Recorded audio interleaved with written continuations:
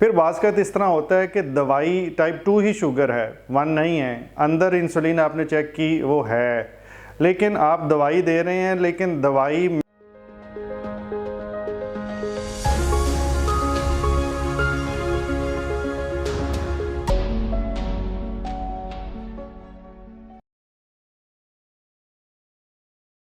بسم اللہ الرحمن الرحیم۔ انسولین کی ضرورت کس انسان کو ہوتی ہے؟ آج کی ٹاپک اسی چیز کے اراؤنڈ رہے گا۔ دیکھیں، انسولین جو سی ہے ہر شوگر کے مریض کی ضرورت نہیں ہے۔ جس کی شوگر ٹائپ 1 والی ہے اس کے اندر جسم میں انسولین ہوتی ہی نہیں، تو اس کا قدرتی طریقہ علاج انسولین ہے۔ لیکن جن کی ٹائپ 2 شوگر ہے، یعنی کہ جن کے جسم میں انسولین ہے لیکن آگے اسے کام نہیں کرنے دیا جا رہا، تو اس کے اندر انسولین کی ہمیشہ ضرورت نہیں ہوتی۔ اب سوال یہ ہے کہ انسولین کا پتہ کیسے چلے، تو اس کے بارے میں پہلے ویڈیوز بنا چکا ہوں، اور اس کا ایک آسان طریقہ کار ایک ٹیسٹ ہے جس کو فاسٹنگ سی پیپٹائڈ لیولز کہتے ہیں، اور میں چاہوں گا کہ میری ٹیم جو سی ہے اس کا بھی ایک لنک اس ویڈیو کے کارنر میں لگا دے، تاکہ جو لوگ یہ جاننا چاہیں کہ کون سا ٹیسٹ کروایا جائے جس سے پتہ چلے کہ ہمارے جسم میں انسولین ہے کتنی، اور اگر وہ نارمل سے بہت نیچے ہے پھر تو انسولین لگائے بغیر کوئی چارہ ہی نہیں، لیکن اگر وہ نارمل رینج کے اندر ہے تو پھر انسولین کس وقت میں لگائی جائے، یہ بھی اس ویڈیو کے اگلے حصے میں ہم ڈسکس کریں گے۔ تو ٹائپ 1 شوگر جو بچوں میں ہوتی ہے یا ینگسٹرز میں ہوتی ہے، جس میں ہمارا جسم لبلبے کے خلاف ایکشن لیتا ہے اور وہ جو فیکٹریز انسولین کی ہوتی ہیں وہ کام کرنا بند کر دیتی ہیں، اس کے اندر انسولین کی ضرورت۔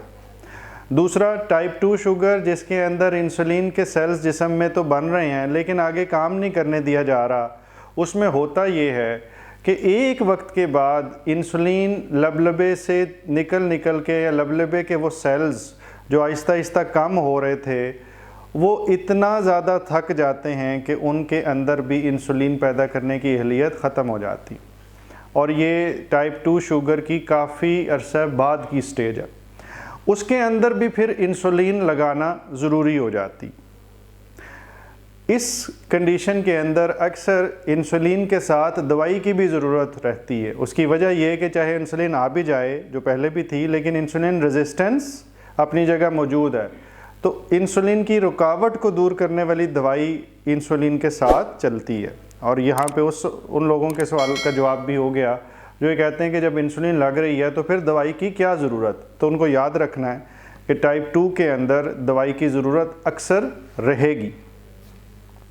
پھر بعض کا اس طرح ہوتا ہے کہ دوائی ٹائپ 2 ہی شوگر ہے، 1 نہیں ہے، اندر انسولین آپ نے چیک کی وہ ہے،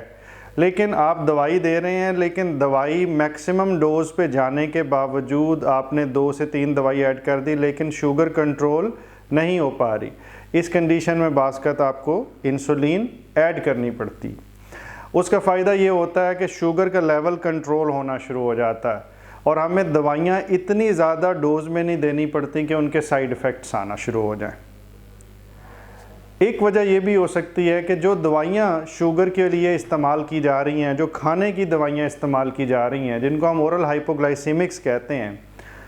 وہ عرصہ دراز تک استعمال ہوئیں اور ان کی وہ والی قسم استعمال ہو رہی تھی جو ہمارے لبلبے کے اوپر جاتی ہے، اور وہ ایک طرح ہمارے لبلبے کے گن پوائنٹ پہ کہتی ہے کہ انسولین پیدا کرو۔ وہ لبلبہ جون سا ہے وہ انسولین پیدا کرتا ہے، اس کے بیٹا سیلز انسولین پیدا کرتے ہیں، لیکن ہوتا یہ ہے کہ وہ انسولین کے پروڈیوسنگ جو یونٹس ہیں وہ آہستہ آہستہ کم ہو جاتے ہیں۔ پھر وہی دوائیاں زبردستی ہمارے لبلبے سے 5 سیل سے 10 کا کام لینا شروع ہو جاتی ہیں۔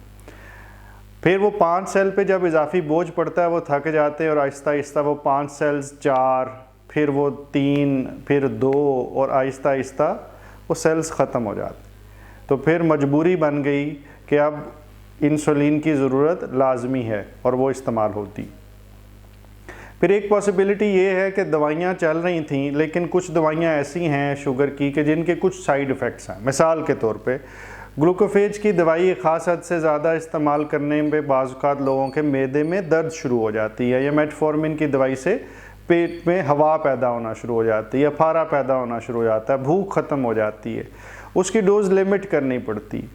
फिर और कुछ अद्वियात हैं DPP-4 इनहिबिटर्स, उसके मैदे के साइड इफ़ेक्ट्स हो सकते हैं, जिगर के भी साइड इफ़ेक्ट्स हो सकते हैं। फिर जो SGLT2 पे हमने वीडियो बनाई थी, उनकी वजह से बाज़ लोगों को जेनिटल एरियाज़ के अंदर इन्फेक्शन होना शुरू हो जाता, या कुछ लोगों को उसकी वजह से क्रेटिनिन के अंदर इजाफा होना शुरू हो जाता है, उनका यूरिया क्रेटिनिन बढ़ चुका होता है। उनमें कुछ कंडीशंस के अंदर हमें कुछ ओरल दवाइयाँ बंद करनी पड़ती हैं, और तब इंसुलिन का इस्तेमाल करना ज़रूरी हो जाता।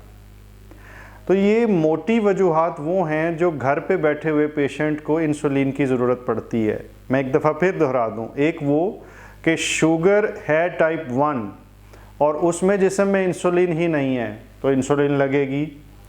शुगर है टाइप 2 जो बड़ी उम्र या दरमियानी उम्र के बाद शुरू हुई और उसके अंदर दवाई इस्तेमाल हो रही है लेकिन शुगर फिर भी कंट्रोल नहीं हो रही, तो इंसुलिन की ज़रूरत एडिटिव के तौर पे पड़ सकती। फिर ये मुमकिन है कि जो दवाई इस्तेमाल हम कर रहे थे ओरल, एक ख़ास वक्त के बाद वो टाइप 2 ही शुगर थी लेकिन बस हो गई लबलबे की, और फिर लबलबे ने इंसुलिन बनाना बंद कर दी, अब इंसुलिन की ज़रूरत लाजमी है। और चौथी मैंने कंडीशन ये बताई कि अगर किसी दवाई के इस्तेमाल से साइड इफ़ेक्ट ऐसे आ रहे हों कि आपको दवाई की डोज़ या तो बंद करनी हो या ख़त्म करनी हो, तो फिर भी इंसुलिन की ज़रूरत पड़ सकती। इसके बाद अगर फ़र्ज़ करें कोई पेशेंट वो दवाइयों पे चल रहा था लेकिन अब उसको हॉस्पिटलाइज होना पड़ गया, कोई ऐसी कंडीशन खुदा न खास्ता हो गई, उन्हें कोई तबीयत ख़राब हो गई, उनको सर्जरी की ज़रूरत है, तो कई ऐसी हमारी दवाइयाँ हैं शुगर की जिनको बंद करना पड़ता है। वो सिक पेशेंट्स के अंदर या ज़्यादा बीमार लोगों के अंदर इस्तेमाल नहीं हो सकती। उस वक़्त इंसुलिन को इस्तेमाल किया जाता है और वो उन साइड इफ़ेक्ट्स के बग़ैर आर्जी तौर पे एक अच्छा कंट्रोल हमें हॉस्पिटल के अंदर देती है। ऐसे कई मरीज़ों को जब घर भेजा जाता है तो कुछ अरसा इंसुलिन पर रखने के बाद अगर उनके अंदर के रिज़र्व्स बाकी हैं और वो स्टेबल हो जाएंगे तो उनको वापस अपनी दवाई पे शिफ्ट किया जाता है, लेकिन अमूमी तौर पे यह शिफ्ट स्लो है। इसके अलावा भी इंसुलिन पे शिफ्ट करने की और बहुत सी बारीक वजूहात हो सकती हैं, लेकिन जनरलाइज्ड आम लोगों के समझने के लिए ये वजूहात काफ़ी हैं।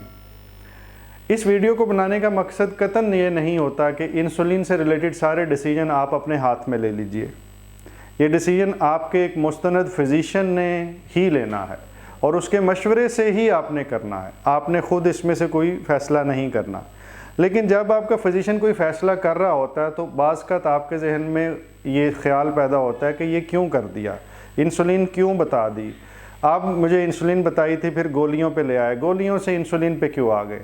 इस वीडियो का मकसद उस कन्फ्यूजन को दूर करना था और मैं उम्मीद करता हूँ कि आपके कुछ सवालों का जवाब आपको इस वीडियो से मिला होगा। अल्लाह ताला आपको मुकम्मल ज़िंदगी दे और दूसरों की ज़िंदगी मुकम्मल करने का शर्फ़ अता करे। शुक्रिया।